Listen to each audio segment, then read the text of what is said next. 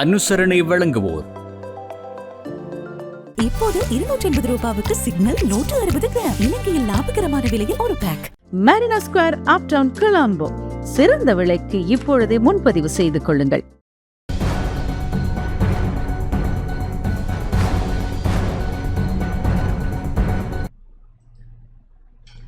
வணக்கம். டான் தமிழொலியின் இரவு நேர பிரதான செய்தி அறிக்கையோடு இணைந்திருக்கும் நான் ஜெகநாதன் சஜித். முதலில் தலைப்புச் செய்திகள்.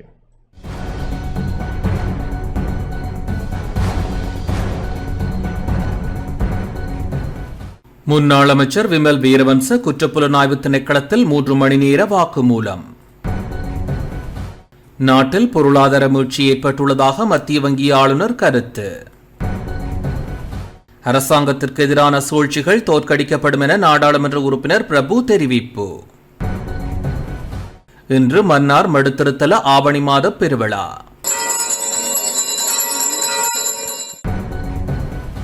வனவள திணைக்களத்தின் செயற்பாடுகளால் விவசாயிகள் அச்சத்தில் இருப்பதாக வவுனியா விவசாய சம்மேளனம் கவலை. கடற்தொழிலாளர்களுக்கான புதிய ஓய்வூதியம் அறிமுகப்படுத்தப்படும் என பிரதியமைச்சர் ரத்ன கமகே தகவல். கடந்த 24 மணி நேரத்தில் ஹாசாவில் இஸ்ரேல் நடத்திய தாக்குதல்களில் 123 பேர் உயிரிழப்பு.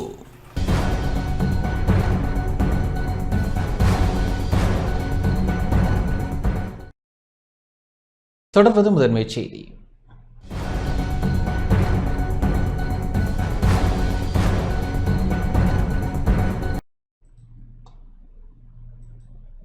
முன்னாள் அமைச்சர் விமல் வீரவன்ச குற்றப்புலனாய்வு திணைக்களத்தில் 3 மணி நேர வாக்குமூலம் வழங்கியுள்ளார். 3 மணி நேரத்திற்கு மேலாக குற்றப்புலனாய்வு திணைக்களத்தில் வாக்குமூலம் வழங்கிய முன்னாள் அமைச்சர் விமல் வீரவன்ச அங்கிருந்து வெளியேறினார். ஏப்ரல் 21 தாக்குதல்கள் தொடர்பாக வெளியிட்ட அறிக்கை குறித்து வாக்குமூலம் வழங்குவதற்காகவே முன்னாள் அமைச்சர் விமல் வீரவன்ச குறித்த திணைக்களத்தில் முன்னிலையானார். குற்றப்புலனாய்வு திணைக்களத்திலிருந்து வெளியேறியதன் பின்னர் ஊடகங்களுக்கு கருத்து வெளியிட்ட அவர், ஆளும் கட்சிக்குள் நிலவும் உள்ளக பிரச்சினை தொடர்பான விளக்கத்தை ஜனாதிபதியிடமே கூற வேண்டும் என குறிப்பிட்டார். பலவத்தை மற்றும் ஜனாதிபதி செயலகத்திற்கு இடையேயா பிரச்சினை நிலவுகின்றது, அல்லது பலவத்தைக்கும் என்பிபிக்கும் இடையிலா, அல்லது பலவத்தைக்கும் இடையிலா பிரச்சினை நிலவுகின்றது? உள்ளக பிரச்சினை என்ன என்பதை ஜனாதிபதி விளக்க வேண்டும் என குறிப்பிட்டார்.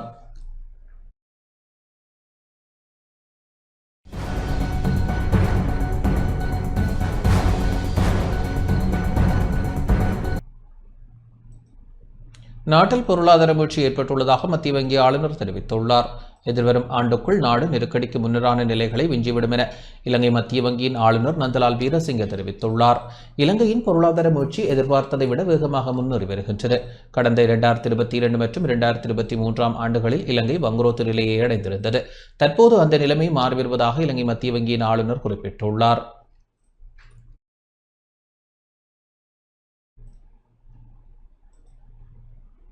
பண சூதாட்ட ஒழுங்குபடுத்தல் சட்டமூலத்திற்கு அரசாங்க நிதி பற்றிய குழு ஒப்புதல் வழங்கியுள்ளது. பண சூதாட்டத்தை ஒழுங்குபடுத்தும் அதிகார சபை சட்டமூலத்திற்கு அரசாங்க நிதி பற்றிய குழு ஒப்புதல் வழங்கியுள்ளது. அரசாங்க நிதி பற்றிய குழுவின் தலைவர் ஹர்ஷடி சில்வா வெளிநாடு சென்றுள்ளதால் அந்த குழுவின் பதில் தலைவராக நியமிக்கப்பட்ட ரவ் ஹக்கீம் தலைமையில் குழு கூடிய போதே இந்த சட்டமூலத்திற்கான அனுமதி வழங்கப்பட்டது. முன்னதாக இந்த சட்டமூலம் தொடர்பில் பல்வேறு சந்தர்ப்பங்களில் அரசாங்க நிதி பற்றிய குழுவில் கலந்துரையாடப்பட்டது.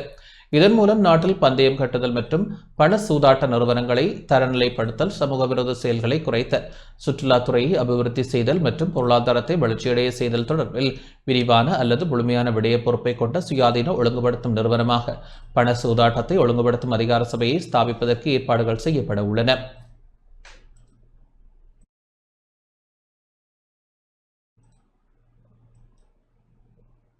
இந்திய சுதந்திர தினம் கொழும்பில் கொண்டாடப்பட்டது. இந்தியாவின் 79வது சுதந்திர தினம் இன்று கொழும்பில் உள்ள இந்திய உயர்ஸ்தானிகர் ஆலயத்தில் கொண்டாடப்பட்டது. இந்திய உயர்ஸ்தானிகர் சந்தோஷ் ஜா இந்திய இல்லத்தில் தேசிய கொடியை ஏற்றி இந்திய தேசிய இராணுவத்தின் தியாகங்கள் என்பவற்றை நினைவுகூர்ந்து கொழும்பில் உள்ள நினைவிடத்தில் மலர் வளையம் வைத்து அஞ்சலி செலுத்தினார்.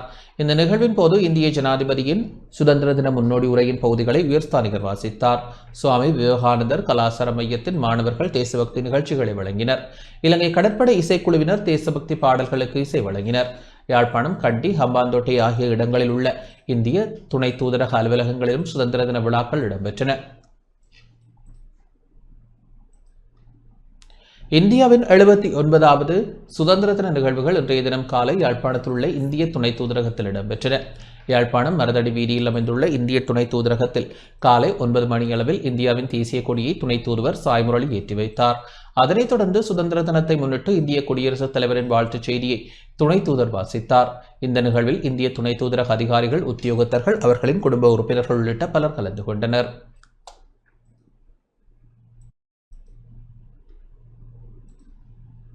இந்தியாவின் 79வது சுதந்திர தின நிகழ்வு இலங்கைக்கான இந்திய உயர்ஸ்தானிகரகத்தின் கண்டி காரியாலயத்தில் கண்டி உதவி இந்திய உயர்ஸ்தானிகர் ஆலயத்தின் ஏற்பாட்டில் இடம்பெற்றது. உதவி உயர்ஸ்தானிகர் VS சரண்யா தலைமையில் நிகழ்வு இடம்பெற்றது. இதன்போது இந்தியாவின் தேசிய கொடி ஏற்றப்பட்டு தேசிய கீதம் இசைக்கப்பட்டதைத் தொடர்ந்து கலாசார நிகழ்வுகள் இடம்பெற்றன. இந்நிகழ்வில் சுகாதார மற்றும் ஊடகத்துறை பிரதியமைச்சர் கலாநிதி முதித்த ஹன்சக விஜயமுனி, மத்திய மாகாண ஆளுநர் பேராசிரியர் சரத் பண்டார சமரசிங்க அபயக்கோன், கண்டி மாநகர முதல்வர் ஆகியோருடன் சர்வமத தலைவர்கள், அரசியல் பிரதிநிதிகள், அரசு உயர் அதிகாரிகள் மற்றும் கண்டி நகரில் உள்ள சிங்கள, தமிழ், முஸ்லிம் வர்த்தக சங்கங்களின் பிரதிநிதிகள், சிவில் அமைப்பின் பிரதிநிதிகள் என பலர் பங்கேற்றனர்.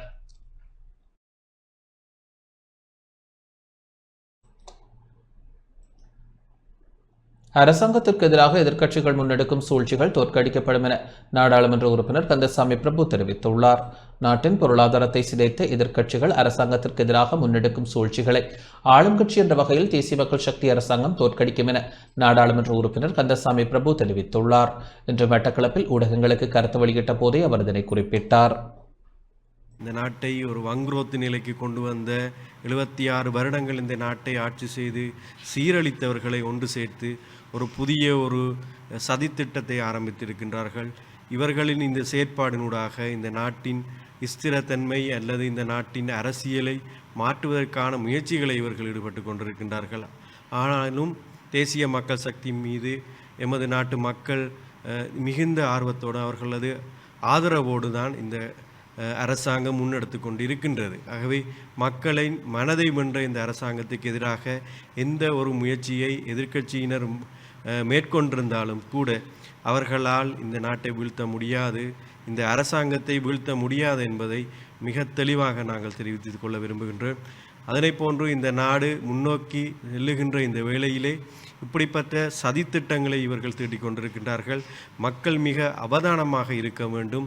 இவர்களது சூழ்ச்சியில் சிக்கிடாது இந்த நாட்டை சிறந்த பாதையில் கொண்டு போய் சேர்க்கின்ற இந்த அரசாங்கத்துக்கு மேலும் பலத்தை வழங்கக்கூடியதாக நீங்கள் அமைந்திருக்க வேண்டும். உங்களது பார்வையை மிகவும் அவதானமாக செலுத்துங்கள். இப்படிப்பட்ட இந்த சூழ்ச்சியில் இருந்து இந்த நாட்டை மீட்பதற்காக நாம் அனைவரும் ஒன்று சேர்ந்து தேசிய மக்கள் சக்தி அரசாங்கத்தை இந்த நாட்டிலே ஸ்திரமான ஒரு நிலைமைக்கு கொண்டு வந்து சேர்க்க வேண்டும். இந்த சூழ்ச்சிகளை முறியடிப்பதற்கு நீங்கள் அனைவரும் ஒன்று சேர்க்க வேண்டும் என கேட்டுக்கொள்வதோடு, அதனை போன்று எங்களது பிரதி பாதுகாப்பு அமைச்சருக்கு எதிராக ஒரு நம்பிக்கையில்லா பிரேரணையை கொண்டு வர இருக்கின்றார்கள். அதுவும் ஒரு எதிர்க்கட்சியின் ஒரு சூழ்ச்சியாகத்தான் நாங்கள் கருதுகின்றோம். எவ்வாறான வகையிலும் இந்த சூழ்ச்சியை அவர்களால் எங்களை வீழ்த்த முடியாது, இந்த சூழ்ச்சியை அவர்களால் நடைமுறைப்படுத்த முடியாது.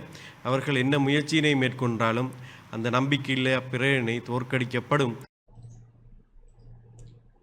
மன்னார் மடுத்திருத்தல ஆவணி திருவிழா இன்று கொண்டாடப்பட்டது. மன்னார் மடுத்திருத்தல ஆவணி திருவிழா திருப்பலி இன்று காலை ஒப்புக் கொடுக்கப்பட்டது. இன்று காலை 6:15 மணிக்கு மன்னார் மறைமாவட்ட ஆயர் அந்தோணிப்பிள்ளை ஞானப்பிரகாசம் ஆண்டகை தலைமையில் கூட்டு திருப்பலி ஒப்புக் கொடுக்கப்பட்டது. அனுராதபுரம் மறைமாவட்ட ஆயர் நோபட் அன்றாடி, காலி மறைமாவட்ட ஆயர் ரேமன் விக்ரமசிங்க, ரத்னபுரி மறைமாவட்ட ஆயர் ஆண்டன் வைமன் குரூஸ், மன்னார் மறைமாவட்ட ஓய்வு நிலை ஆயர் இமானுவேல் பெர்னாண்டோ ஆண்டகை, மடுத்திருத்தல பரிபாலகர் அருட்தந்தை பெப்பிசோசை அடிகளார், மன்னார் மறைமாவட்ட குருபுதல்வர் தமிழ்நேசன் அடிகளார் ஆகியோர் இணைந்து திருவிழா திருப்பலியை ஒப்புக் கொடுத்தனர். திருப்பலியை தொடர்ந்து அன்னையின் திருச்சிரூப பவனி இடம்பெற்று ஆசீர்வாதம் வழங்கப்பட்டது. யாழ்ப்பாணம் வடமராட்சி கிழக்கு கட்டைக்காடு புனித கப்பலேந்தி மாத ஆவணி மாத திருவிழா இன்று ஆயிரக்கணக்கான பக்தர்களின் பங்கேற்புடன் சிறப்பாக இடம்பெற்றது. கப்பலேந்தி மாதாவின் திருவிழா இன்று காலை இடம்பெற்று திருச்செப மாலையுடன் புதிதாக நிறுவப்பட்ட கப்பலேந்தி மாதாவின் திருச்சிரூப ஆசீர்வாதத்துடன் திருவிழா திருப்பலி ஆரம்பமானது. திருவிழா திருப்பலியானது கட்டைக்காடு பங்குத்தந்தை வனபிதா அமல்ராஜ் தலைமையில் ஆரம்பமாகி அருட்தந்தை ரமேஷ் அடிகளார் மற்றும் ஜஸ்டின் ஆதர் செம்பியன் பெற்று பங்குத்தந்தை மற்றும் அருட்திரு போல் ஜேந்தன் ஃபச்செக் அமல மரைத்தி ஆகியோர் சபையின் மாகாண முதல்வர் அருட்திரு ஆண்டனி ஜேண்டன்ஸ் இணைந்து கூட்டு திருப்பலியாக திருவிழா திருப்பலியை ஒப்புக் கொடுத்தனர். திருவிழா திருப்பலியை தொடர்ந்து புனித கப்பலேந்தி மாதாவின் திருச்சுரூப பவனியும் அதனைத் தொடர்ந்து கப்பலேந்தி மாதாவின் ஆசீர்வாதமும் பக்தர்களுக்கு வழங்கப்பட்டது. திருவிழா திருப்பலியில் அருட்தந்தையர்கள், அருட்சகோதரர்கள், அருட்சகோதரிகள் மற்றும் ஆயிரக்கணக்கான பக்தர்கள் கலந்து கொண்டனர். இம்மாதம் 1ஆம் தேதி கொடியேற்றத்தை தொடர்ந்து நவநாள் திருப்பலிகள் இடம்பெற்று நேற்றைய தினம் நற்கருணை திருவிழா திருப்பலியானது அருட்தந்தை அமல்ராஜ் தலைமையில் அருட்தந்தை ஆண்டனி பெர்னாண்டோ அடிகளாரால் ஒப்புக் கொடுக்கப்பட்டது. இந்நிலையில் இன்றைய தினம் திருவிழா திருப்பலி ஒப்புக் கொடுக்கப்பட்டமை குறிப்பிடத்தக்கது. மட்டக்களப்பு மறை மாவட்டத்தில் 217 வருடங்கள் பழமை வாய்ந்த கத்தோலிக்க ஆலயமான புளியந்தீவு புனித மரியாள் பேராலய விண்ணேற்பு மாதாவின் வருடாந்த பெருவிழா இன்று கொடியிறக்கத்துடன் நிறைவுற்றது. மட்டக்களப்பு மறைமாவட்ட அப்போஸ்தலிக்க பரிபாலகர் அதி வணக்கத்திற்குரிய அண்டன் ரஞ்சித் ஆண்டகை தலைமையில் பங்குத்தந்தை அருட்பணி லெஸ்லி ஜெயகாந்தன் அடிகளாருடன் அருட்பணி ஆண்டனி ஜெயராஜ் அடிகளார் மற்றும் அருட்தந்தையர்கள் இணைந்து திருப்பலியை ஒப்புக் கொடுத்தனர். நேற்று மாலை இடம்பெற்ற நற்கருணை ஆராதனையும் தொடர்ந்து அன்னையின் திருச்சுருவ பவனியும் இடம்பெற்றது. இன்று காலை ஆயர் இல்லத்திலிருந்து புனித சிசிலியா தேசிய பாடசாலை மாணவர்களின் பேண்ட்வாத்தி இசையுடன் அப்போஸ்தலிக்க பரிபாலகர் அதிபந்தனைக்குரிய அண்டன் ரஞ்சித் ஆண்டகை அருட்தந்தையர்கள் மற்றும் பொதுநிலையினர் ஆலயத்திற்கு அழைத்து வரப்பட்டனர். கூட்டு திருப்பலி இடம்பெற்று திருச்சுருப ஆசீர்வாதம் இடம்பெற்றது. திருப்பலியை தொடர்ந்து ஆலயம் ஒன்றில் விசேட ஆராதனை வழிபாடுகளை தொடர்ந்து கொடியிறக்கம் இடம்பெற்றது. திருவிழா திருப்பலியில் மட்டக்களப்பு மறைமாவட்டத்தில் உள்ள ஆலயங்களின் அருட்தந்தையர்கள், அருட்சகோதரிகள், மறைமாவட்ட மக்கள் என பலர் கலந்து கொண்டனர்.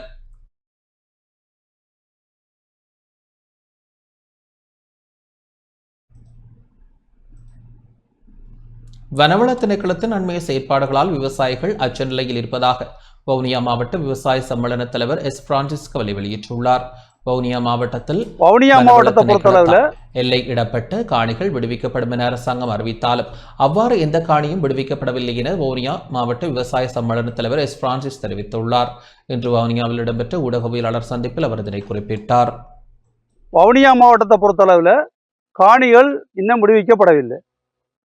அரசாங்கம் இன்னொரு பக்கத்தில் சொல்லுது என்னன்னு சொன்னா, காணிகளை காடாக நீங்க விட்டீங்கன்னா உங்களுக்கு அந்த காணிகள் திருப்பி எடுக்க முடியாதுன்ற ஒரு நிலைப்பாடு இருக்கிறபடியால மக்கள், விவசாயிகள் அந்த காணிகளை துப்புராக்குறதுக்கான வேலை திட்டங்கள்ல இறங்கியிருக்கிறாங்க. ஆனா அந்த வேலை திட்டங்களை தடுக்கிறதுக்கு புரஸ் அந்த வேலை திட்டங்களை செய்யறதுக்கு விடுதில்லை. கடந்த மாசம் நடந்த அபிவிருத்தி குழு கூட்டத்தில் கச்சேரியில் வச்சு இந்த அறிவித்தல் எங்களுக்கு வழங்கப்பட்டது, காணிகள் விடுவிக்கப்படும் என்று சொல்லி. ஆனால் எந்த வகையிலையும் இந்த காணிகள் விடுவிப்பதற்கான ஒரு நடவடிக்கை இங்கே நடக்கவில்லை. இப்ப சமீப காலமாக இப்ப ஒரு 10 நாள் 15 நாளைக்குள்ள காணிகளை துப்புராக்குறவர்களை போய் புரசு அரெஸ்ட் பண்ணி அரெஸ்ட் பண்ற வேலைகள்ல இறங்கி இருக்கிறாங்க. அதால விவசாயிகள் பயத்துல இருக்கிறாங்க. தங்களை அரெஸ்ட் பண்ணி என்ன செய்வாங்களோ, என்ன நடக்க போகுதோன்ற ஒரு பெரிய பிரச்சனை இங்க நடந்து கொண்டு இருக்கு.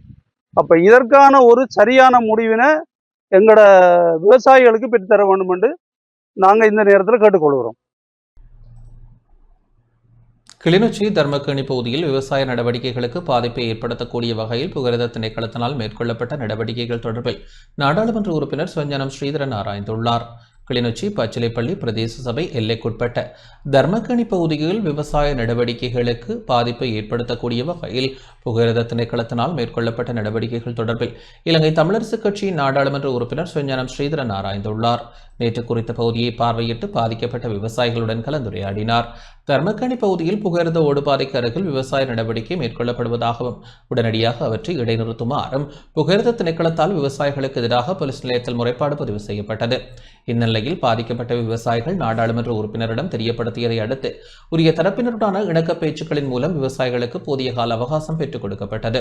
அத்துடன் எதிர்வரும் காலங்களில் புகையிரத திணைக்களத்தின் அனுமதியுடன் குத்தகை அடிப்படையில் குறித்த நிலத்தை பெற்று விவசாயம் செய்வதற்கான ஏற்பாடுகள் மேற்கொள்ளப்பட்டுள்ளன. இந்த சந்திப்பில் பச்சிலைப்பள்ளி பிரதேச சபை தவிசாளர் சுப்பிரமணியம் சுரேன், உபதவிசாளர் சிவகுரு செல்வராசா, உறுப்பினர் முத்துக்குமார், கவிப்பிரகாஷ் ஆகியோர் இணைந்து கொண்டனர்.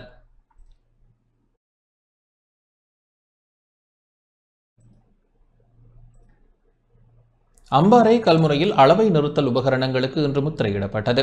அம்பாறை கல்முனை வடக்கு பிரதேச செயலக பிரிவில் அளவை நிறுத்தல் உபகரணங்களுக்கு முத்திரை பதிக்கும் சேவை இன்று இடம்பெற்றது. அம்பாறை மாவட்ட செயலகத்திலிருந்து வருகிறந்த அளவை நிறுத்தல் திணைக்கள உத்தியோகத்தர்கள் இப்பணியில் ஈடுபட்டனர். சில்லறை வியாபார நிலையங்களை வைத்திருக்கும் வியாபாரிகள் மற்றும் நடமாடும் வியாபாரிகள் தங்களது தராசுகளுக்கு முத்திரை பதித்து சென்றனர்.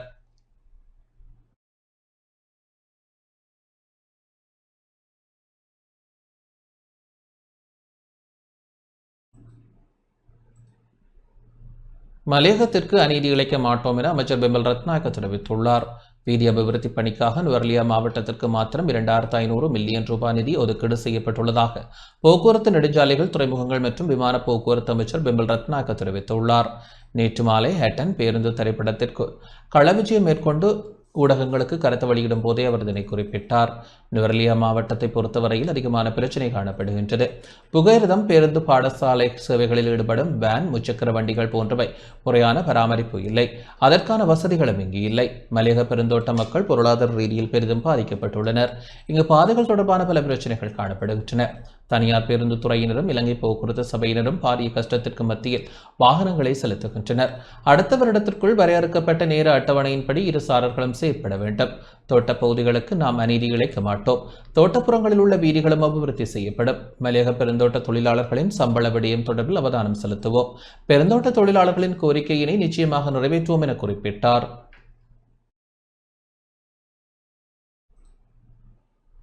போலீஸ் கலாசார பிரிவின் பதில் பணிப்பாளர் விளக்கமறியலில் வைக்கப்பட்டுள்ளார். போலீஸ் கலாசார பிரிவின் பதில் பணிப்பாளர் சிரேஷ்ட போலீஸ் அத்தியட்சகர் சதீஷ் கமகே விளக்கமறியலில் வைக்கப்பட்டுள்ளார். கைதான நிலையில் கொழும்பு மேலதிக நீதிவான் நீதிமன்றில் முன்னிலைப்படுத்தப்பட்ட அவரை எதிர்வரும் 19ஆம் தேதி வரை விளக்கமறியலில் வைக்குமாறு உத்தரவிடப்பட்டுள்ளது. காலி மற்றும் எம்பிலிப்பட்டி ஆகிய போலீஸ் பிரிவுகளுக்கு பொறுப்பான சிரேஷ்ட போலீஸ் கண்காணிப்பாளராக இருந்த காலத்தில் அவர் குறித்த நபரின் பெயரில் 3 வங்கிக் கணக்குகளை ஆரம்பித்து குற்றவாளிகளிடமிருந்து கையூட்டல் பெற்றதாக தெரிவிக்கப்பட்டுள்ளது. சுமார் 1,40,00,000 ரூபாவை கையூட்டலாக பெற்ற குற்றச்சாட்டில் கையூட்டல் மற்றும் ஊழல் ஒழிப்பு ஆணைக்குழுவினால் அவர் கைது செய்யப்பட்டார்.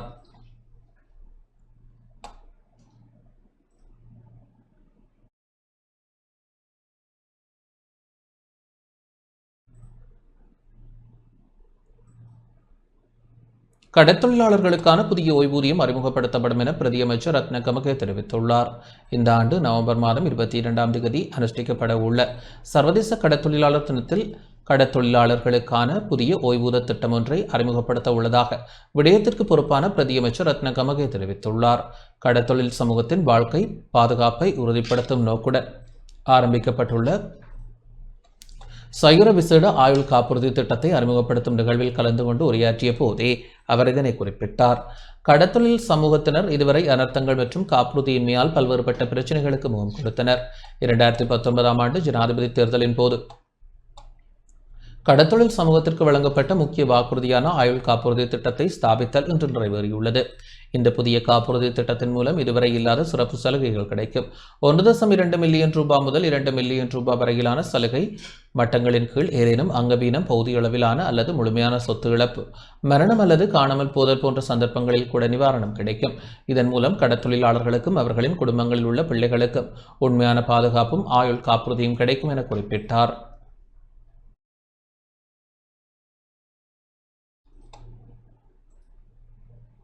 வடக்கின் கடல் வளங்களை சூறையாடுவதை தமிழக கடற்தொழிலாளர்கள் கைவிட வேண்டும் என யாழ்ப்பாண மாவட்ட கடற்தொழிலாளர் கூட்டுறவு சங்க சமாசங்களின் சம்மேளன தலைவர் செல்லத்துறை நற்குணம் வலியுறுத்தியுள்ளார். வடக்கின் கடல் வளங்களை சூறையாடுவதை தமிழக கடற்தொழிலாளர்கள் கைவிட வேண்டும் எனவும், வடக்கு வளங்கள் அளிக்கப்படுவதை தமிழகத்தில் போராட்டங்களை முன்னெடுக்கும் தரப்பினர் புரிந்து கொள்ள வேண்டும் எனவும் யாழ்ப்பாண மாவட்ட கடற்தொழிலாளர் கூட்டுறவு சங்க சமாசங்களின் சம்மேளன தலைவர் செல்லத்துறை நற்குணம் தெரிவித்துள்ளார். இன்று யாழ்ப்பாணம் பிரதான வீதியில் உள்ள சம்மேளன அலுவலகத்தில் ஊடக சந்திப்பை நடத்திய வேளை இவ்வாறு குறிப்பிட்டார். இந்த ஊடக சந்திப்பில் யாழ் மாவட்ட கடற்தொழிலாளர் கூட்டுறவு சங்க சமாசங்களின் சம்மேளனத்தின் நிர்வாக உறுப்பினர் பாக்கியநாதன் ரீகனும் கலந்து கொண்டார். இலங்கையிலே இருக்கின்ற வடபகுதியிலே இருக்கின்ற ஒரு சிறிய பாக்கு நீரணை பகுதிக்குள்ளே வந்து இது ஒரு அநியாயமான தொழிலை செய்து கொண்டிருக்கிறார்கள். இதுவரை காலமும் நாங்கள் பட்ட துன்பம் எங்களுக்கு போதும், இதுக்கு மேலே எங்களால் தாங்கிக் கொள்ள முடியாது. இதுக்கு நாங்கள் இறந்து போகிற காலமாக இருந்தாலும் எங்களுடைய எதிர்கால சந்ததியினருக்கு நாம் என்னத்தை சேர்த்து வைத்திருக்கிறோம், என்னத்தை செய்து வைத்திருக்கிறோம் என்றால் ஒன்றுமில்லை. அப்போ இதனால் இந்த விஷயம் எங்களை தொப்புள் கொடி உறவென்று சொல்லிக்கொண்டு எங்களுடைய வாழ்வாதாரத்தையும் வளங்களையும் அளிக்கிறதுக்கு நாங்கள் ஒருபோதும் அனுமதிக்க மாட்டோம். அதனால் நீங்கள் செய்தது தவறு, அதனால் அதுக்கான சட்ட நடவடிக்கை இருக்கும், அதை யாரும் மறக்க இயலாது, நிச்சயமாக இருக்கும். ஆனால் பேச்சுவார்த்தை பேசுவதாக இருந்தால் 2 அரசாங்கங்களும் இருபகுதி கடல் தொழிலாளர்களும் இணைந்து பேசலாம், அதற்கு நாங்கள் உடன்படுகிறோம். ஆனால் நீங்கள் எக்காரணம் கொண்டும் இந்த சட்டவிரோதமான தொழிலை செய்யக்கூடாது. எங்களுடைய நாடு இறைமை உள்ள நாடு. எங்களுக்கு சட்டங்கள், சட்டபூர்வமான திணைக்களங்கள் இருக்கிறது. நீங்கள் எல்லை தாண்டி நீங்கள் மீன்பிடியில் சட்டவிரோதமான தொழில்களை எங்கள் எல்லைக்குள் நீங்கள் செய்தால் எங்களுடைய கடற்படையினரோ மற்றது எமது கடத்தொழில் நீதியாள திணைக்களங்களோ மற்ற எமது அரசாங்கங்களோ உங்களுக்கு எதிரான சட்ட நடவடிக்கைகளை எடுப்பார்கள். ஆனால் நீங்கள் நினைக்கலாம் எமது நாடு பாதுகாப்பற்ற முறையில் இருக்குதுண்டு. இப்போது இருக்கிற எமது அரசாங்கமானது அதி உயர் பாதுகாப்போடு கூடிய எமது நாட்டை பாதுகாக்கக்கூடிய வளத்தில் இப்போது வளர்ச்சி அடைஞ்சிருக்கிறது. எமது கடல் பரப்பெல்லாம் பலப்படுத்தப்பட்டிருக்கிறது. அதனால் நீங்கள் முதல் இருந்த அரசாங்கங்கள் செய்த தப்புகளை இந்த அரசாங்கம் செய்தென்று நீங்கள் நினைத்து மறுபடியும் எமது எல்லைகளை தாண்டி நீங்கள் உள்ளே வராதீர்கள். அப்படி நினைத்து நீங்கள் வந்தால் உங்களுக்கு எதிரான சட்ட நடவடிக்கைகள் எடுக்கப்படும். அதுக்கான ஒழுங்குகளை எமது கடற்தொழில் அமைச்சுக்கும் எமது கடற்படையினரும் அதுக்கான நடவடிக்கைகளை எடுத்துக்கொண்டிருக்கிறார்கள். கிளிநொச்சி பச்சிலைப்பள்ளி பிரதேச பண்பாட்டு பெருவிழா இன்று சிறப்பாக இடம்பெற்றது. கிளிநொச்சி பச்சிலைப்பள்ளி பிரதேச இலக்கத்தின் ஏற்பாட்டில் வடக்கு மாகாண பண்பாட்டு அலுவல்கள் திணைக்களத்தின் நிதி அனுசரணையில் பச்சிலைப்பள்ளி பிரதேச கலாசார பேரவை நடத்திய பண்பாட்டு பெருவிழா இன்று இடம்பெற்றது. பளை இரட்டைக்கேணி கண்ணகியம்பாள் ஆலயத்தில் இடம்பெற்ற வழிபாடுகளைத் தொடர்ந்து பண்பாட்டு பேரணியாக தமிழ் இனியம், கும்மி, கோலாட்டம், காவடி என்பவற்றுடன் விருந்தினர்கள் அழைத்துச் செல்லப்பட்டனர். பச்சிலைப்பள்ளி பிரதேச செயலக மாநாட்டு மண்டபத்தில் அமரர் வேலுப்பிள்ளை சுப்பிரமணியம் அரங்கில் பச்சிலைப்பள்ளி பிரதேச செயலாளர் ஈத்த ஜெயசீலன் தலைமையில் நிகழ்வுகள் இடம்பெற்றன. பிரதம விருந்தினராக வடக்கு மாகாண ஆளுநர் நா. வேதநாயகன் பங்கேற்றார். சிறப்பு விருந்தினர்களாக வடக்கு மாகாண பண்பாட்டு அலுவல்கள் திணைக்கள பணிப்பாளர் லாகினி நிருபராஜ் மற்றும் பச்சிலைப்பள்ளி பிரதேச சபை தவிசாளர் சுசூரேன் ஆகியோர் பங்கேற்றனர். கௌரவ விருந்தினர்களாக கிளிநொச்சி மாவட்ட செயலக சிரேஷ்ட கலாசார உத்தியோகத்தர் கி. மாலினி மற்றும் பளை தொழில் அதிபர் நகாந்தரூபன் ஆகியோர் பங்கேற்றனர்.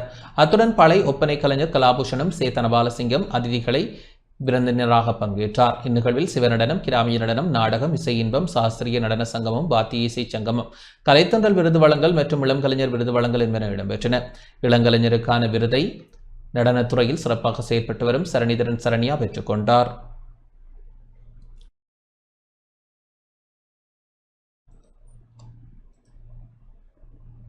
மன்னார் போராட்டத்தை கைவிடுவதா இல்லையா என்பது குறித்து போராட்டக்காரர்களுடன் கலந்துரையாடி முடிவு எடுக்கப்படும் என மன்னார் பிரஜைகள் குழுவின் தலைவர் அருட்தந்தை மார்க்கஸ் அடிகளார் தெரிவித்துள்ளார். மன்னாரில் முன்னெடுக்கப்பட்டு வருகின்ற போராட்டத்தை தொடர்ந்து நடத்துவதா அல்லது தற்காலிகமாக கைவிடுவதா என்பது குறித்து போராட்டத்தை முன்னெடுத்து வருபவர்களுடன் கலந்துரையாடி முடிவு எடுக்கப்படும் என மன்னார் பிரஜைகள் குழுவின் தலைவர் அருட்தந்தை மார்க்கஸ் அடிகளார் தெரிவித்தார். குறித்த போராட்டத்தை கைவிடுமாறு கோரி அரசாங்க அதிபரால் விடுக்கப்பட்ட கோரிக்கைக்கு பதில் வழங்கும் வகையில் அவர் இவ்வாறு தெரிவித்தார். நாங்கள் அடைந்திருக்கிற இந்த சில மாற்றங்களோடு கூடிய ஒரு முடிவுக்கு எவ்வாறான செயற்பாடுகள் அமையும் என்பதை அடிப்படையாக கொண்ட ஒரு கடிதத்தினை எங்களுடைய அரசு அதிபரிடம் ஜனாதிபதி அவர்கள் எரிசக்தி அமைச்சர் வழியாக அவருடைய அமைச்சு வழியாக அதை அனுப்பி வைத்திருக்கிறார். அதில் பல விடயங்கள் சொல்லப்பட்டிருக்கின்றது. நேற்று கதைக்கப்பட்ட எல்லா விடயங்களும் அதில் கருத்தில் அந்த கடிதத்தில் விவரமாக கூறப்பட்டிருப்பதனால தங்களுடைய ஒரு மாத செயற்பாடுகள் எவ்வாறு அமையும் அதற்கான ஒத்துழைப்பை தருமாறும் அவர் இதை கேட்டிருக்கின்றார். ஆகவே அதற்கு இந்த செயற்பாடு அனைத்தையும் கவனிக்கின்ற முழு பொறுப்பு எங்களுடைய கௌரவத்திற்குரிய மாவட்டத்து மாவட்டத்தினுடைய அரசு அதிபர்கள் ஏற்றுக்கொள்வார். அதோடு சில அதிகாரிகளும் அவரோடு சேர்ந்து அதனை நடைமுறைப்படுத்த தங்களுடைய இசைவை தந்திருக்க மகிழ்ச்சியாக இருக்கின்றது. இனி தொடர்ந்து எங்களுடைய போராட்டம் எப்படி நடைபெறும் என்பதை எங்களுடைய மக்களோடு கலந்துரையாடி அது பற்றிய முடிவுகள் அறிவிக்கப்படும் என்பதை இலங்கை தமிழரசு கட்சியால் எதிர்வரும் திங்கட்கிழமை அழைப்பு விடுக்கப்பட்டுள்ள ஹர்த்தாலுக்கு ஆதரவளிக்குமாறு மட்டக்களப்பு மாநகர முதல்வர் கோரிக்கை விடுத்துள்ளார். இலங்கை தமிழரசு கட்சியால் எதிர்வரும் திங்கட்கிழமை அழைப்பு விடுக்கப்பட்டுள்ள ஹர்த்தாலுக்கு ஆதரவளிக்குமாறு மட்டக்களப்பு மாநகர முதல்வர் சோம் பாக்கியநாதன் கோரிக்கை விடுத்துள்ளார். மாநகர சபையில் இன்று காலை நடத்திய ஊடக சந்திப்பின் போதே அவர் இவ்வாறு தெரிவித்தார். தமிழர் தாயக பிரதேசமான வடக்கு கிழக்கு பிரதேசங்களில் இராணுவத்தினரின் ஆக்கிரமிப்புக்கு எதிராக இலங்கை தமிழரசு கட்சி முன்னெடுத்துள்ள வடக்கு கிழக்கு ரீதியான கடையடைப்பு ஹர்த்தால் போராட்டமானது எதிர்வரும் 18ஆம் தேதி திங்கட்கிழமை நடைபெற இருக்கிறது. எமது இந்த கட்சியின் அந்த கோரிக்கைக்கு வலு சேர்க்கும் வகையிலே மட்டக்களப்பு மாநகரத்தில் உள்ள கடை வியாபாரிகள் எல்லோரும் எங்களுக்கு ஆதரவு தெரிவிக்கும் நோக்கோடு அந்த கடைகளை பூட்டி வடக்கு கிழக்கில் ஏற்படுத்தப்படுகின்ற அந்த ஹர்த்தாலுக்கு ஆதரவு தெரிவிக்குமாறு உங்களை பணிக்கின்றேன். வடகிழக்கு மாகாணங்களிலே இராணுவத்தினரின் அடாவடித்தனங்கள் காரணமாக மக்களின் நாளாந்த வாழ்வியலில் பாதிக்கப்பட்டு கொண்டிருக்கின்றன. அண்மையிலே ஒரு இளைஞர் கூட தாக்கப்பட்டு அவரின் உயிர் பறிக்கப்பட்டு அந்த குடும்பம் நெருக்கடியான நிலைக்கு தள்ளப்பட்டிருக்கிறதும் ஊடகங்கள் வாயிலாக எல்லோரும் அறிந்த ஒரு விடயமாக இருக்கின்றது. இத்தகைய இந்த நடவடிக்கைகள் அத்தோடு தமிழர் தாயக பிரதேசங்களிலே காரணமின்றி இருக்கின்ற இராணுவ முகாம்கள் என்பன அகற்றப்பட வேண்டும் என்று பல்வேறுபட்ட கோரிக்கைகள் விடுத்துள்ள போதிலும் அவற்றை அகற்றும் நோக்கோடும் இத்தகைய இராணுவத்தினருக்கு எதிரான தமிழ் மக்களுக்கான நீதியை வேண்டிய இந்த கடையடைப்பு கர்த்தால் இடம்பெறவிருக்கின்றது. எனவே இந்த பிரதேசத்தில் இருக்கின்ற இந்த கடை வியாபாரிகள் அன்றைய தினம் தங்களது கடைகளை மூடி எமது மக்களின் இந்த நீதியை கோரிய இந்த போராட்டத்திற்கு ஆதரவு தெரிவிக்கும்படி மட்டக்களப்பு மாநகர முதல்வர் என்ற வகையிலே நான் அவர்களிடம் வினயமாக வேண்டுகின்றேன். வடக்கு மற்றும் கிழக்கில் எதிர்வரும் 18ஆம் தேதி பூரண ஹர்த்தாலுக்கு அழைப்பு விடுக்கப்பட்டுள்ள நிலையில் வடமராட்சி கரவட்டி பிரதேச சபைக்குட்பட்ட பகுதிகளில் உள்ள அனைத்து அமைப்புகளுக்கும் ஹர்த்தாலுக்கு ஆதரவு வழங்க வேண்டும் என கரவட்டி பிரதேச சபை தவிசாளர் கு சுரேந்திரன் அழைப்பு விடுத்துள்ளார். வடமராட்சியில் உள்ள இலங்கை தமிழரசுக் கட்சி அலுவலகத்தில் இன்று நடத்திய ஊடக சந்திப்பில் அவர் இதனை குறிப்பிட்டார். வடக்கு மற்றும் கிழக்கு மாகாணங்களில் எதிர்வரும் திங்கட்கிழமை பூரண ஹர்த்தால் ஒன்றுக்கான அழைப்பினை இலங்கை தமிழரசுக் கட்சி விட்டிருக்கின்றது. வடக்கு மற்றும் கிழக்கு மக்களுக்கு எதிராக தொடர்ச்சியாக நிலவும் இராணுவ பிரசன்னத்துக்கும் அதனால் ஏற்படும் பாதிப்புகளுக்கும் எதிர்ப்பு தெரிவித்து இந்த ஹர்த்தாலுக்கு எமது கட்சி அழைப்பு விட்டிருக்கின்றது. 2010 எமது கட்சியின் பாராளுமன்ற உறுப்பினர்கள் பாராளுமன்றத்திலும் வெளியிலும் தொடர்ச்சியாக குரல் கொடுத்து வந்துள்ளார்கள். மக்கள் மத்தியில் இராணுவ முகாம்கள் நீண்ட காலமாக இருப்பதனால் ஏற்படும் பாரிய தொடர் விளைவுகளினதும் பிறழ்வுகளினதும் ஒரு உதாரணம் முத்தியன்கட்டு சம்பவமாகும். இந்த நிலைமை நீடிக்கக்கூடாது என்று வலியுறுத்தியும் முத்தியன்கட்டு இளைஞன் அடித்து கொல்லப்பட்டதை பக்க சார்பற்ற வகையில் நீதியான விசாரணை இடம்பெற வேண்டும். படுகொலை செய்யப்பட்டவரின் குடும்பத்தினர்களுக்கு உரிய இழப்பீடு பெற்றுக் கொடுக்கப்பட வேண்டும். இதனை போன்று மக்களை கொண்டு கொலை செய்த இராணுவத்தினர் இராணுவ அதிகாரிகள் சட்டத்தின் முன் நிறுத்தப்பட வேண்டும். இதனை கண்டித்து அழைப்பு விடுக்கப்படும் இந்த ஹர்த்தாலுக்கு எமது வடமராட்சி தெற்கு மேற்கு பிரதேச சபைக்குட்பட்ட வர்த்தக சங்கங்கள், சந்த வியாபாரிகள், ஆட்டோ மற்றும் போக்குவரத்து சங்கங்கள் மற்றும் பொது அமைப்புகள் ஒத்துழைக்க வேண்டும் என்று வடமராட்சி தெற்கு மேற்கு பிரதேச சபையின் தவிசாளர் என்ற ரீதியில் வினயமாக கேட்டுக்கொள்ளுகின்றேன். இலங்கை தமிழரசுக் கட்சியால் எதிர்வரும் திங்கட்கிழமை அழைப்பு விடுக்கப்பட்டுள்ள ஹர்த்தாலுக்கு ஆதரவு வழங்க முடியாது என வவுனியா வர்த்தகர் சங்கத்தின் நிர்வாக சபை தீர்மானித்துள்ளதாக அதன் தலைவர் கே கிருஷ்ணமூர்த்தி தெரிவித்துள்ளார். வடகிழக்கில் அதிகரித்துள்ள இராணுவ பிரசன்னம் மற்றும் முல்லைத்தீவு முத்தையன்கட்டில் இடம்பெற்ற சம்பவங்களுக்கு எதிர்ப்பு தெரிவித்து வடகிழக்கு தழுவிய ரீதியில் எதிர்வரும் திங்கட்கிழமை ஹர்த்தால் ஒன்றை மேற்கொள்வதற்கு இலங்கை தமிழரசுக் கட்சியால் அழைப்பு விடுக்கப்பட்டிருந்தது. குறித்த ஹர்த்தாலுக்கு வவுனியா மாவட்ட வர்த்தகர் சங்கம் தமது ஆதரவினை வழங்க வேண்டும் என வர்த்தக சங்கத்தின் பிரதிநிதிகளுடன் தமிழரசுக் கட்சியின் பதில் செயலாளர் எம். ஏ. சுமந்திரன் 2 தினங்களுக்கு முன்பாக நேரடியாக சந்தித்து ஆதரவை கோரினார். இந்நிலையில் இது தொடர்பாக ஆராய்வதற்காக வவுனியா வர்த்தக சங்கத்தின் நிர்வாக சபை இன்று கூடியது. இதன்போது அநேகமான நிர்வாக சபை உறுப்பினர்கள் அன்றைய தினம் வியாபார நிலையங்களை திறக்க வேண்டும் என கோரிக்கையை முன்வைத்துள்ளனர். இதனையடுத்து எதிர்வரும் திங்கட்கிழமை வியாபார செயற்பாடுகள் வழமை போன்று நடைபெறும் எனவும் வவுனியா வர்த்தக சங்கம் ஹர்த்தாலுக்கு ஆதரவு வழங்குவதில்லை என்ற தீர்மானத்தை எடுத்துள்ளதாகவும் அதன் தலைவர் கிருஷ்ணமூர்த்தி தெரிவித்துள்ளார்.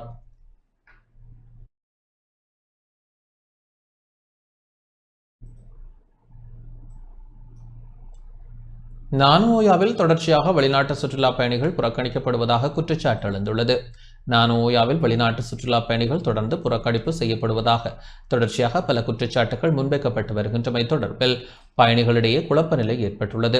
இது தொடர்பில் மேலும் தெரிய வருவதாவது, கொழும்பு மற்றும் கண்டியிலிருந்து நானோயா வழியாக பதுளை செல்லும் ரயில் அனைத்திலும் சுற்றுலா பயணிகள் தேசிய அடையாள அட்டை இலக்கம் அல்லது வெளிநாட்டு கடவுச்சீட்டு இலக்கத்தை உள்ளீடு செய்யாது ஆசன முன்பதிவு செய்தமையினால் சுற்றுலா பயணிகளை ரயிலில் பயணிப்பதற்கு மறுப்பு தெரிவித்து தொடர்ச்சியாக புறக்கணிப்பதாக குற்றச்சாட்டுகள் முன்வைக்கப்பட்டு வருகின்றது. நானோயா ரயில் நிலையத்தில் எல்லை நோக்கி பயணிக்கும் சுற்றுலா பயணிகள் இன்று பிற்பகல் அதிகளவில் பாதிக்கப்பட்டனர். இதனால் வெற்று ஆசனங்களுடன் ரயில் செல்வதாகவும் புகையிரத நிலைய பிரதான அதிபர் உட்பட அதிகாரிகளுடன் சுற்றுலா வழிகாட்டிகளும் சுற்றுலா பயணிகளும் முரண்பட்ட பின்னர் அங்கு அமைதியின்மை ஏற்படுவது தொடர்ந்து இடம்பெற்று வருகின்றது. ரயில் டிக்கெட்டுகளை வாங்கி வெளிநாட்டவர்களுக்கு அதிக விலைக்கு விற்கும் மோசடி இடம்பெற்று வருவதாக தெரிவித்து ஆசனங்களை முன்பதிவு செய்யும் போது பயணிகளின் தேசிய அடையாள அட்டை இலக்கம் அல்லது வெளிநாட்டு கடவுச்சீட்டு இலக்கத்தை உள்ளிடுவது கட்டாயம் என இலங்கை ரயில்வே திணைக்களம் அறிக்கை ஒன்றை வெளியிட்டிருந்தது. அன்று முதல் இன்று வரை ரயில் நிலையங்களில் முரண்பாடுகள் காணப்படுவதாக தெரிவிக்கப்படுகின்றது. இவ்வாறு நிலவும் சர்ச்சைகளால் நாட்டுக்கு வருகை தரும் சுற்றுலா பயணிகளின் எண்ணிக்கையில் பாதிப்பு ஏற்படும் என சுற்றுலா வழிகாட்டிகள் சுட்டிக்காட்டியுள்ளனர். நுவரெலியாவிற்கு விஜயம் செய்த போக்குவரத்து நெடுஞ்சாலைகள் துறைமுகங்கள் மற்றும் சிவில் விமான சேவைகள் அமைச்சர் பிமல் ரத்நாயக்க நேற்று நானோயா ரயில் நிலையத்திற்கு கள விஜயம் மேற்கொண்டார். நானோயா ரயில் நிலைய பகுதியை பார்வையிட்ட அமைச்சர் குறைநிறைகள் தொடர்பில் ரயில் நிலைய பிரதான அதிபர் உட்பட ரயில் நிலைய அதிகாரிகளுடன் கலந்துரையாடி மேற்கொள்ளப்பட்ட வேண்டிய திருத்த பணிகள் தொடர்பில் ஆராய்ந்தார். இதன்போது நவீனமயப்படுத்தும் செயற்பாடுகள் குறித்தும் வேலை திட்டங்கள் குறித்தும் அமைச்சரின் கவனத்திற்கு கொண்டு வரப்பட்டது. அத்துடன் நுவரெலியாவிற்கு வருகை தரும் சுற்றுலா பயணிகள் ரயில் நிலையத்தில் எதிர்கொள்ளும் பிரச்சனைகள் குறித்து கவனம் செலுத்தப்பட்டது.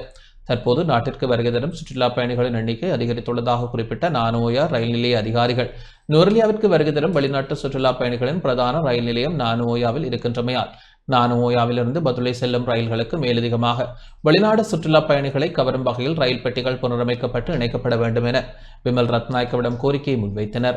அத்துடன் ரயில் நிலையத்தில் காணப்படும் பணியாளர்களின் பிரச்சினை தொடர்பாகவும் நுவரெலியா உள்ளிட்ட பகுதிகளிலிருந்து ரயிலில் வருகை தரும் சுற்றுலா பயணிகளை அழைத்துச் செல்ல வாகன சாரதிகள் எதிர்நோக்கும் பிரச்சினைகள் தொடர்பிலும் அமைச்சரின் கவனத்திற்கு கொண்டு வரப்பட்டது. இந்த கள விஜயத்தில் அமைச்சருடன் உயர்கல்வி பிரதி அமைச்சர் மதுர சினவரத்ன மற்றும் நுவரெலியா மாவட்ட நாடாளுமன்ற உறுப்பினர் மஞ்சுள சுரவீர ஆராய்ச்சி கிருஷ்ணன் கலைச்செல்வி உட்பட நுவரெலியா மாவட்டத்தைச் சேர்ந்த அரசு அதிகாரிகள் பங்கேற்றனர். மினுவாங்குடையில் துப்பாக்கிகள் தோட்டாக்களுடன் ஒருவர் கைது செய்யப்பட்டுள்ளார். மினுவாங்குடை போலீஸ் பிரிவிற்குட்பட்ட வைத்தியசாலைக்கு அருகிலுள்ள வீடொன்றிலிருந்து துப்பாக்கிகளும் தோட்டாக்களுடன் ஒருவர் கைது செய்யப்பட்டுள்ளார். கைது செய்யப்பட்டவர் 45 வயதுடையவர் என போலீசார் தெரிவித்துள்ளனர். கைதானவரிடமிருந்து T56 ரக துப்பாக்கி, அதற்கு பயன்படுத்தப்படும் 14 தோட்டாக்கள், மேகசின் துப்பாக்கி, 2.5 மில்லிமீட்டர் தோட்டாக்களின் 9 சுட்டுக்கள், 9 மில்லிமீட்டர் தோட்டாக்களின் 9 சுட்டுக்கள், 3 வாள்கள் மற்றும் 2 கத்திகள் என்பன கைப்பற்றப்பட்டுள்ளன.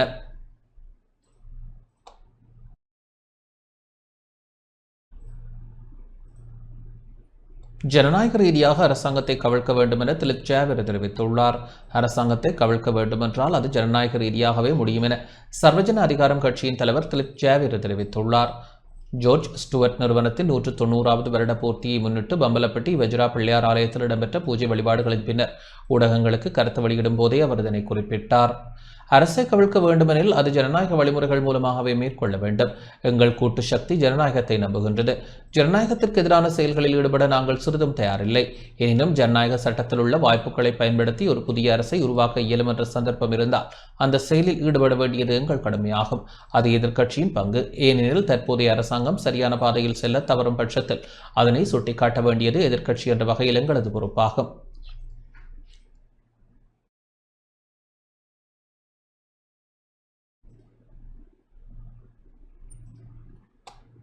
ஆகஸ்ட் மாதத்தை தேசிய தாய்ப்பால் மாதமாக அறிவிக்க சுகாதார அமைச்சு நடவடிக்கை எடுத்துள்ளது.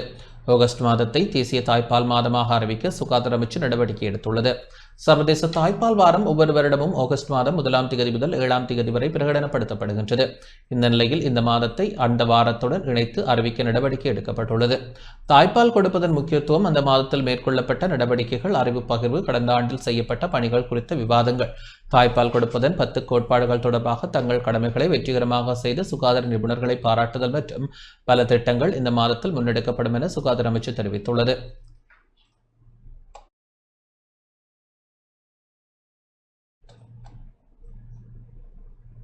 நல்லூர் விசேட உற்சவங்களில் 600 போலீசார் பாதுகாப்பு கடமையில் ஈடுபடுத்தப்பட்டுள்ளதாக யாழ்ப்பாணம் மாவட்ட சிரேஷ்ட போலீஸ் அத்தியட்சகர் தெரிவித்துள்ளார். வரலாற்று பிரசித்தி பெற்ற நல்லூர் கந்தன் ஆலய வருடாந்த உற்சவத்தை முன்னிட்டு போலீசாரால் விசேட பாதுகாப்பு ஏற்பாடுகள் மேற்கொள்ளப்பட்டுள்ளதாக யாழ் மாவட்ட சிரேஷ்ட போலீஸ் அத்தியட்சகர் APS ஜெயமகா தெரிவித்துள்ளார். விசேட உற்சவங்களில் 600 போலீசார் பாதுகாப்பு கடமையில் ஈடுபடுத்தப்பட்டுள்ளதாகவும் அவர் கூறியுள்ளார். எதிர்வரும் வாரம் நல்லூர் ஆலயத்தில் விசேட உற்சவங்கள் இடம்பெறவுள்ள நிலையில் பெருமளவான பக்தர்கள் நல்லூர் கந்தன் ஆலயத்திற்கு வருகை தருவர் என எதிர்பார்க்கப்படுகின்றது.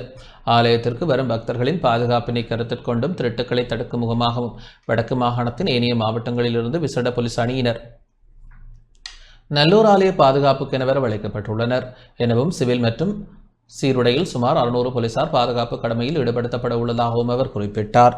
அத்தோடு தென்பகுதி மற்றும் இலங்கையின் ஏனைய பகுதிகளிலிருந்து திருட்டுடன் தொடர்புடைய பல்வேறு சந்தேக நபர்களை இனங்காணக்கூடிய போலீஸ் அணியொன்றும் நல்லூர் ஆலய உற்சவத்திற்கு வரவழைக்கப்பட்டுள்ளதாகவும் தெரிவித்தார். மேலும் திருட்டு சம்பவங்களுடன் தொடர்புடையவர்கள் தொடர்பிலான புகைப்படங்களை ஏனைய நுழைவாயில்களில் காட்சிப்படுத்த உள்ளதாகவும் அவ்வாறு புகைப்படத்தில் காட்சிப்படுத்தப்பட்டவர்கள் யாராவது ஆலய வளாகத்தில் இனம் காணப்பட்டால் பொதுமக்கள் உடனடியாக போலீசாருக்கு தகவல்களை வழங்குவதன் மூலம் சந்தேக நபர்களை விரைவில் கைது செய்யக்கூடியதாக இருக்கும் எனவும் தெரிவித்தார்.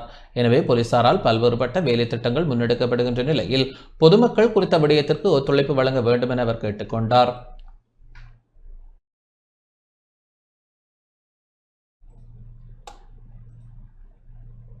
காணாமலாக்கப்பட்ட அருட்தந்தை ஜூஜின் ஜோன் ஹெர்பர்ட் அடிகளாரின் 35வது நினைவு தினம் இன்றாகும். மட்டக்களப்பில் காணாமல் ஆக்கப்பட்ட அருட்தந்தை ஜூஜின் ஜோன் ஹெர்பர்ட் அடிகளாரின் 35வது நினைவு தினம் இன்று அனுஷ்டிக்கப்பட்டது. 1990ஆம் ஆண்டு காலப்பகுதியில் நிலவிய அசாதாரண சூழ்நிலையின் போது 1990ஆம் ஆண்டு ஆகஸ்ட் மாதம் 15ஆம் தேதி வாழைச்சேனைக்கு சென்று மீண்டும் மட்டக்களப்பு நகரை நோக்கி பயணித்த வேளை ஈராவூர் பகுதியில் வைத்து அருட்தந்தை ஜூஜின் ஜோன் ஹெர்பர்ட் அடிகளார் காணாமலாக்கப்பட்டார். அடிகளாரின் 35வது ஆண்டு நினைவு தினம் இன்று மட்டக்களப்பு வாவிக்கரை பூங்காவில் அருகிலுள்ள அவரது திருவுருவச் சிலை அருகில் நினைவு கூறப்பட்டது. அமெரிக்காவில் பிறந்த இவர் இயேசு சபை துறவியாக இலங்கைக்கு வருகை தந்து இலங்கையை வாழ்விடமாக மாற்றிக்கொண்டு கிழக்கு மாகாணத்தில் பல்வேறு சமூக பணிகளில் ஈடுபட்டு வந்தார். அடிகளார் மட்டக்களப்பு புனித மிக்கேல் கல்லூரி இயேசு சபை குடும்பத்தில் ஒரு உறுப்பினராகவும் இணைந்து கொண்டார். அவரது மட்டக்களப்பிற்கான வருகையானது புனித மிக்கேல் கல்லூரியின் கூடைப்பந்தாட்டத்தின் பொற்காலமாக மாறியது. அருட்தந்தையர்கள் கிழக்கு தொழில்நுட்ப நிறுவனத்தின் இயக்குநராகவும் பணியாற்றியதோடு புனித மிக்கேல் கல்லூரி கூடைப்பந்தாட்ட பயிற்றுவிப்பாளராகவும் கடமையாற்றினார். அருட்தந்தை காணாமல் ஆக்கப்பட்ட தினத்தை நினைவுகூரும் வகையில் கிழக்கிழங்கை தொழில்நுட்ப நிறுவனத்தின் இயக்குநர் அருட்தந்தை மாசிலாமணி சொலமன்ராஜ் அடிகளார் தலைமையில் அஞ்சலி நிகழ்வு இடம்பெற்றது. அடிகளாரின் உருவச்சிலைக்கு மலர் மாலை அணிவிக்கப்பட்டு அஞ்சலி செலுத்தப்பட்டது. கிழக்கிழங்கை தொழில்நுட்ப நிறுவனத்தின் மாணவர்கள், ஊழியர்கள் மற்றும் பொதுமக்கள் என பலர் அஞ்சலி நிகழ்வில் பங்கேற்றனர். ஃபாதர் ஹெர்பர்ட் ஜூஜின் ஹெர்பர்ட் அவர் அமெரிக்காவிலிருந்து எங்கட இளைஞர்களுக்காகவே இங்கே வந்த மாதிரி தான், பர்டிகுலருக்கு வந்த மாதிரி தான். ஏனென்று சொன்னால் அவர் வந்து இந்த இளைஞர்களை ஊக்குவிச்சதாக இருக்கட்டும் சரி, மற்றது பாஸ்கெட் பால் மாணவர்களை பயிற்றுவிப்பதாக இருக்கட்டும் சரி, எல்லாவற்றையும் பண்ணினவர். ஆனால் 1990களில் அவர் காணாமல் ஆக்கப்பட்டவர். அதை நினைவு கூறும் முகமாக நாங்கள் ETI மாணவர்கள் இங்கே ஒன்று கூடியிருக்கிறோம். ஹெர்பேரை பார்த்தீங்கன்னு சொன்னால் யுத்த காலத்தில் எல்லாருக்குமே தெரிஞ்சிருக்கும், இளைஞர்களோடு அவர் தொடர்ந்து பயணித்து கொண்டிருந்தவர், சமூக வேலைகளை செய்து கொண்டிருந்தவர், மாணவர்களுக்கு ஊக்கத்தை கொடுத்து அவங்க பாஸ்கெட் பால் விளையாடுறதுக்கான அந்த ஆற்றல், அவர்களுக்கு அந்த ஆசையை கொடுத்தவர். அப்படி இருந்து அந்த யுத்த காலத்தில் அவர் செய்த சமூக பணிகள் பிடிக்காத காரணத்தினால தான் அவர் காணாமல் ஆக்கப்பட்டார் என்று சொல்லி நான் நம்புகிறேன். கட்குகைக்குள் சுரத்தைகள் இருப்பதாக நோர்வுட் சென்ட் ஜோன் டெல்லரி கீழ்பிரிவு மக்கள் அச்சம் வெளியிட்டுள்ளனர். நோர்வுட் போலீஸ் பிரிவிற்குட்பட்ட நோர்வுட் சென்ட் ஜோன் டெல்லரி கீழ்பிரிவு தோட்ட பகுதியில் 2 சிறுத்தை புலி கட்குகையை தனது வசிப்பிடமாக கொண்டுள்ளதாக சென்ட் ஜோன் டெல்லரி கீழ்பிரிவு மக்கள் தெரிவித்துள்ளனர். குறித்த பகுதியில் அன்றாடம் தொழிலுக்கு செல்லும் தொழிலாளர்கள் இவ்விரு சிறுத்தை புலிகளையும் கண்டுள்ளதாகவும் அதன் பின்னர் அச்சமான மனநிலை காணப்படுவதாகவும் தெரிவித்துள்ளனர். இதன் பின்னர் குறித்த பகுதிக்கு தொழிலுக்கு செல்வதற்கு அச்சமாக இருப்பதாகவும் தெரிவித்துள்ளனர். கட்குகைக்குள் இருக்கும் சிறுத்தைகள் வெளியில் வந்து போவதாகவும் ஆகையால் அப்பகுதிக்குள் கொழுந்து பறிக்க செல்லும் போது அச்சமாக இருப்பதாகவும் தெரிவித்துள்ளனர். இதேவேளை வீடுகளில் உள்ள வளர்ப்பு நாய்களை இரவு நேரங்களில் கொண்டு செல்வதாகவும் இவ்வாறு கொண்டு செல்லப்பட்ட நாய்களின் எலும்புகள் ஆங்காங்கே காணப்படுவதாகவும் தோட்ட மக்கள் தெரிவித்துள்ளனர். இந்த பகுதியில் அதிகமாக நடமாடும் சிறுத்தை புலிகள் தொடர்பாக நல்லதண்ணி வனவிலங்கு அதிகாரிகள் நடவடிக்கை எடுக்க வேண்டும் எனவும் கோரிக்கை விடுத்துள்ளனர். இதேவேளை குறித்த சம்பவம் தொடர்பாக நல்லதண்ணி வனவிலங்கு அதிகாரிகளுக்கு தகவல் வழங்கப்பட்டுள்ளதாக நோர்வுட் போலீசார் தெரிவித்தனர்.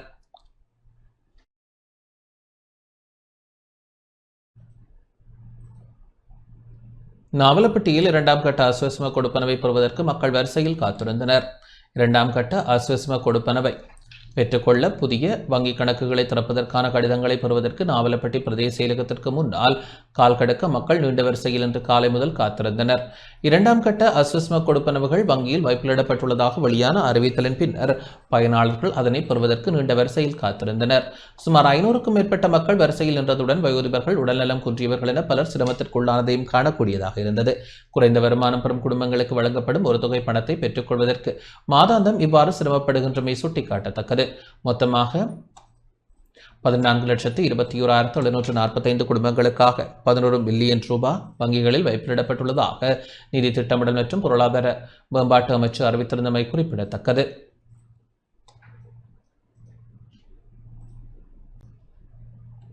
கிளிநொச்சி மாவட்ட பொது வைத்தியசாலைக்கு மருத்துவ உதவி வழங்கி வைக்கப்பட்டுள்ளது. கிளிநொச்சி மாவட்ட பொது வைத்தியசாலைக்கு இரத்த அழுத்தத்தை பார்வையிடும் கருவி வழங்கி வைக்கப்பட்டுள்ளது.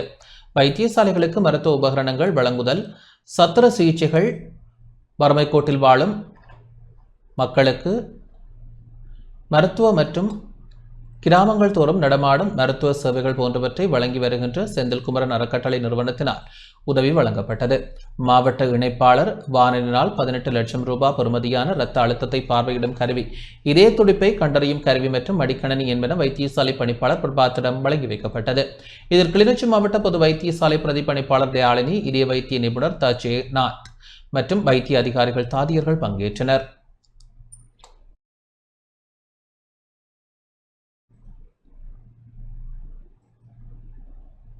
ஹட்டனில் ஈரோஸ் ஜனநாயக முன்னணியின் 3வது தேசிய மாநாடு இடம்பெற உள்ளது. 50 வருட வரலாற்றை கொண்ட ஈரோஸ் அமைப்பின் உறுப்பினர்களால் உருவாக்கப்பட்ட ஈரோஸ் ஜனநாயக முன்னணியின் 3வது தேசிய மாநாடு இம்மாதம் 16, 17ஆம் தேதிகளில் மலையகம் ஹட்டனில் இடம்பெற உள்ளதாக முன்னணியின் பொதுச் செயலாளர் ராஜீவன் ராஜேந்திரன் தெரிவித்துள்ளார். ஹட்டனில் இடம்பெற்ற ஊடக சந்திப்பில் அவர் இதனை குறிப்பிட்டார். இன்று ஹட்டனில் இடம்பெற்ற ஊடக சந்திப்பில் இவ்வாறு தெரிவித்த அவர் மேலும் கூறியதாவது: ஈரோஸ் ஜனநாயக முன்னணியின் 10 வருட கால வரலாற்றில் தமிழ் பேசும் மக்களின் பல்வேறு பிரச்சினைகளை வெளிக்கொணர்ந்துள்ளோம்.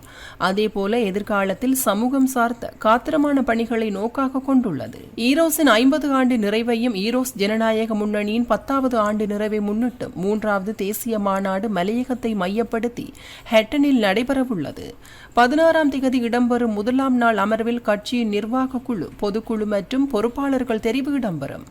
2வது அமர்வான 17ஆம் தேதி காலை 9:30 மணிக்கு ஹட்டன் ஃபுட் சிட்டிக்கு அருகில் இருந்து பேரணியாக பிரதான வீதியூடாக கிருஷ்ணபவன் மண்டபத்தை சென்றடையும். அதன் பின்னர் கிருஷ்ணபவன் மண்டபத்தில் இடம்பெறும் தேசிய மாநாட்டில் மாநாடு உரையும் பிரகடனமும் இடம்பெறுவதோடு பாட்டாளி வர்க்க உழைப்பாளர்கள் கௌரவிப்பு, மலையக சமூகம் சார்ந்த கல்வி, இலக்கியம் மற்றும் தொழிற்சங்க ஆளுமைகளும் கௌரவிக்கப்பட உள்ளனர். இந்நிகழ்விற்கு இலங்கை, வடக்கு கிழக்கு, மலையகம் உள்ளிட்ட பல மாவட்டங்களிலிருந்து ஈரோஸ் உறுப்பினர்கள் பேராளர்களும் கலந்து கொள்ள உள்ளதாகவும் தெரிவித்தார். பாட்டாளி வர்க்கத்தை சேர்ந்த 20 உழைப்பாளர்களும் அன்றைய நிகழ்விலே கௌரவிக்கப்படுவார்கள். இலக்கிய துறையிலே ஆளுமை செலுத்தியமைக்காக, சமூக நலன் சார்ந்த கருத்துக்களை விதைத்தமைக்காக இளம் இலக்கியவாதி சூனா தவச்செல்வன் அவர்களையும், கல்வித்துறையிலே கல்வி செயற்பாடுகள், மலையக கல்வி வளர்ச்சியிலே அக்கறையுடன் செயற்பட்ட முன்னாள் வலய கல்வி பணிப்பாளர் மெய்யநாதன் அவர்களையும், தொழிற்சங்கத்துறையிலே சுமார் 60 வருடம் மலையக உழைப்பாளர்களின் விடிவிலே முழுமையான பங்களிப்பை செலுத்திய மதுரையை சேர்ந்த ஏ முத்துலிங்கம் அவர்களையும் கௌரவிக்க இருக்கிறது. இத்துடன் இந்த செய்தி அறிக்கை நிறைவடைகின்றது. வணக்கம்.